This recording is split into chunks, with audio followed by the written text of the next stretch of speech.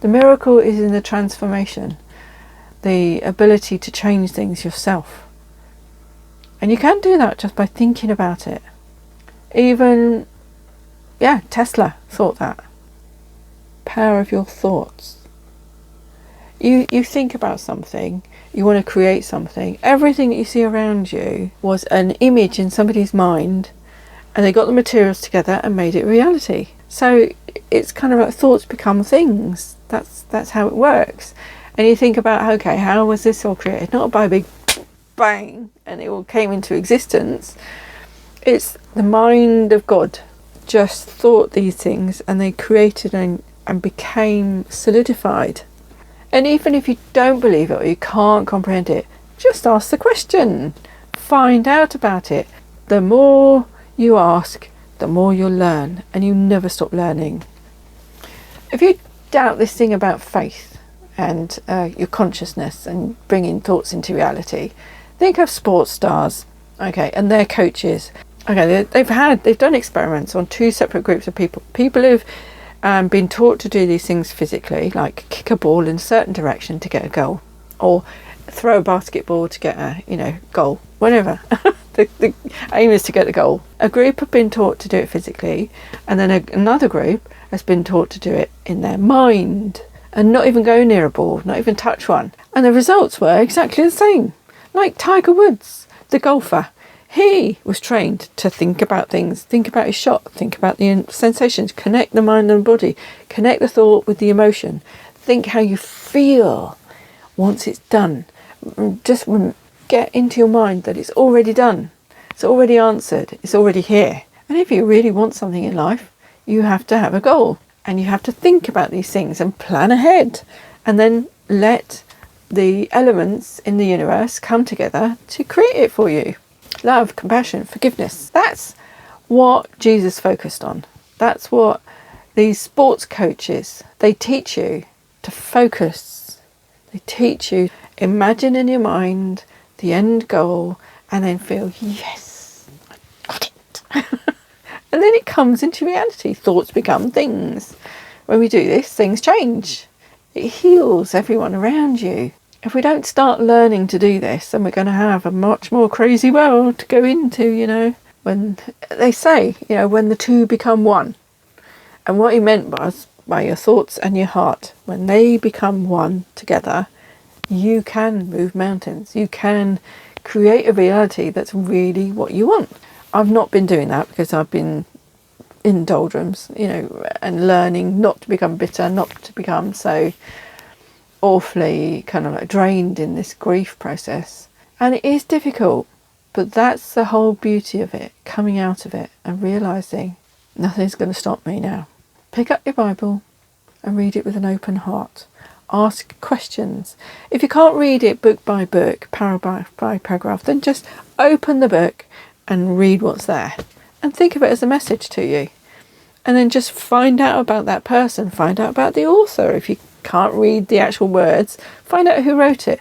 Paul, he was a Roman soldier who persecuted Christians, really treated them so horribly, and then he changed one day on the road to Damascus and served God after that, changed his life completely and became a Christian and became, one of God's writers of the Gospels. I mean, even in the Bible it tells you that we are all one. Yeah, all the humans on this good earth that we're living on, we're sharing together, we all come from one source.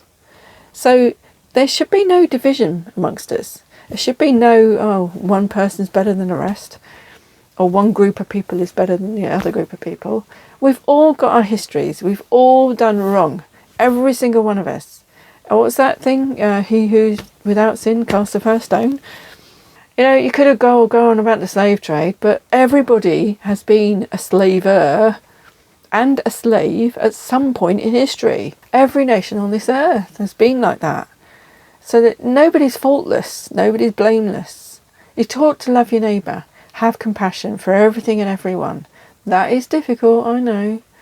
But if you do, you're killing them with kindness. Killing the demons with kindness anyway, because nobody can fight against love, can they? If they don't forgive you, that's their loss. If they do, then wonderful, because in that forgiveness, you're able to let go. You're able to get on with your life. If you don't feel anything, obviously, you don't really care about it. But you think about all the ways that we've been taught to divide, and they mainly base it on skin colour. But, I mean, there was one picture that I saw, and it was excellent. It was a whole group of faces, and it started off with really dark coloured skin, and then it went along the colour spectrum, getting lighter and lighter and lighter until it came to this albino person. And I thought, wow, those two together would look complete contrast and completely unrelated. But when you put them all together like that, you see that we're all the same underneath this skin. There's nothing to argue about. We've just got different cultures and different ways of thinking and being and seeing. You think, okay, the Italian culture is different to the English culture. The American culture is different to the French culture. Where do you draw the line? Why do you have to be so horrible to everybody?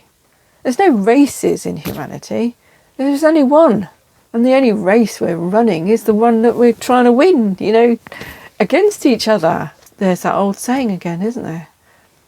United we stand, divided we fall. We all come from one source. We are all the same. Anyway, I wanted to comment on what's happening in today's world. And I think, even having said all of this, what I'm trying to get at is get to know your neighbour and treat them with kindness. Ask them if they want help. Don't kind of like do something in order to ask them for something later on. That's not the way. Just give. If you can't give money or food, then just do something for them. Go to the shops, pick up their prescription, go and see an old lonely person, who's on their own, and take ego out of the situation. Here's a little prediction for you. I hope it doesn't. See, there's that hope. Okay, but you've got to be prepared for it to happen. You have to prepare for the spiritual realm of Christ, which means doing good, getting the ego out of the way, becoming humble, knowing that there is a higher power than you, a creator that's given you all of this, and think, okay, I can love my neighbour, but I can't control their behaviour. I can't control their thoughts or their actions or their deeds, can I?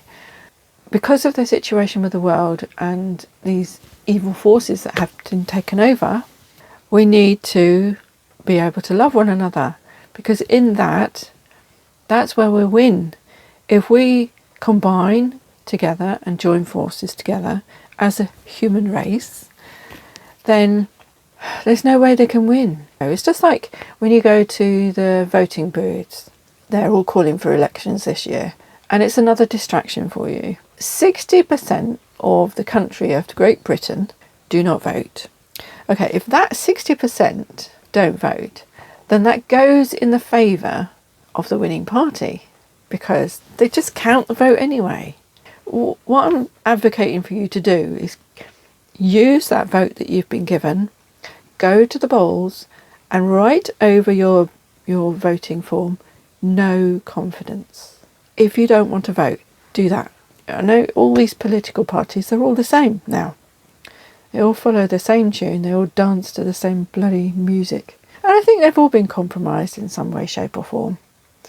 And I remember when I worked for the military, the army, the guys who are part of 77 Brigade are just lads, like, your children.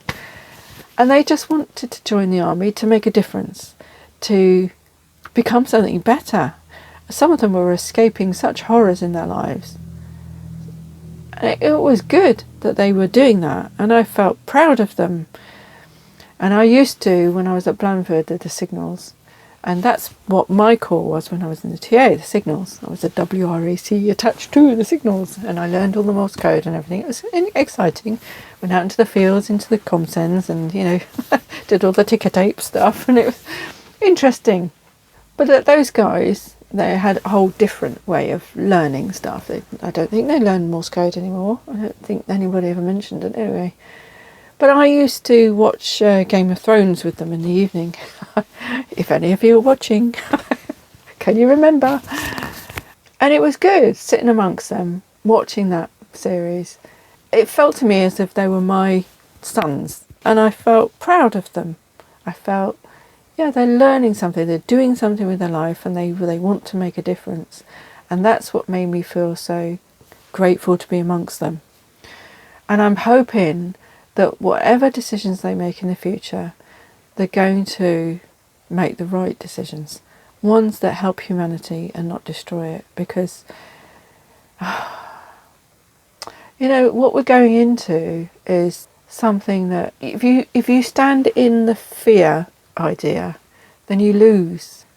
If you have a loving kindness for humanity and you see the bigger picture of not just looking at people en masse and thinking like the politicians do, oh, they're just numbers on a screen and it doesn't really matter, you know, just get rid of the slough off the waste basically, and they just don't think of you as individuals. But if we don't change the way we think now, then we're going to go into a society that is based on fear, that is based on corruption, and well, it is corrupt now, isn't it? But it's not going to be good for anybody. Even the people who come here, I'm not saying I agree with it, but even the people who have come here are going to be, in the end, you know, called useless eaters, which is what the rest of us are in the eyes of the people at the top of the chain. I'm trying to talk in language that will not get me off YouTube. Okay. I'm trying to be a decent human being about all of this. I'm trying to be a woman with love in her heart. Trying to help humanity survive what might come. So if we look at it practically, and everybody becomes friendly with their neighbours, helps each other, and builds a little community, so that if things do become dire, and if the internet is switched off and all our mobile phones go down, then you don't just turn into panic mode. You think, okay, who can I help? Make sure that my neighbour's got some food, or, you know, they've got at least a cup of tea. Okay, and some light and some warmth, because that's the things that we're going to need. That does the moral fibre a lot of good. So if you can turn to help somebody else rather than panic mode about the situation, possible situation, then I think we'll win through. It's those 2 or 3 days after this shock hits us all. The financial market might crash, the internet might be switched off, you can't use your mobile phone, you can't watch the TV, you don't know what's going on. Then all these apocalypse films that you see, these series that you see on the television, if you feel fear, if you allow fear and anxiety and worry to take over, then that will happen. But if you get to know your neighbour, you get friendly with them, you help them, and that's your benevolent, loving spirit coming out, don't let the demons in, then we'll have a better society. You will win. It will get better. So it's those 2 days that are critical after everything goes down and everything goes silent. I hope the thieves and the nasty people realise that if they carry on doing this, if they carry on being mean to other people, then they won't have a society to live in, and it will be awful. It'll be like a Mad Max film. You'll be living on your wits all the time, scared, instead of living in a loving, benevolent society that helps one another, that has love in its heart, has the spirit within. We have such a good opportunity here to turn towards the goodness that is in the world. And if we can, then well done you. Just be prepared. Have a bag ready with all the things that you might need. First aid kit, a knife, a shovel, sleeping bag, something to cook on, like not relying on the electric and not relying on a gas canister which is going to run out. Think of ways that you can build a fire that's going to cook your food, you know, that sort of stuff. You know, and little tools that you need, like a Phillips screwdriver, a hammer, a pair of pliers, some candlesticks for lights. But yeah, just think in a kindly way. Think, how can I help? And most people do when they're in that catastrophe situation. Most people want to go out and help. Please keep that human spirit alive. Alright, I think I've gone on an awful lot here. But if you can just pray in the morning, and then once you've done those prayers in the morning, you start to think about God throughout the day and think about the benevolent spirit of people. And then that helps you think better. Think feelings of wellness, of goodness, of love, of kindness. And it brings out that in you. That's all I'm asking. Okay, I'm just going to say goodbye now because I want a cup of tea and that one's gone cold and I'm hungry as well. So, all right then, I'm going to go. Bye.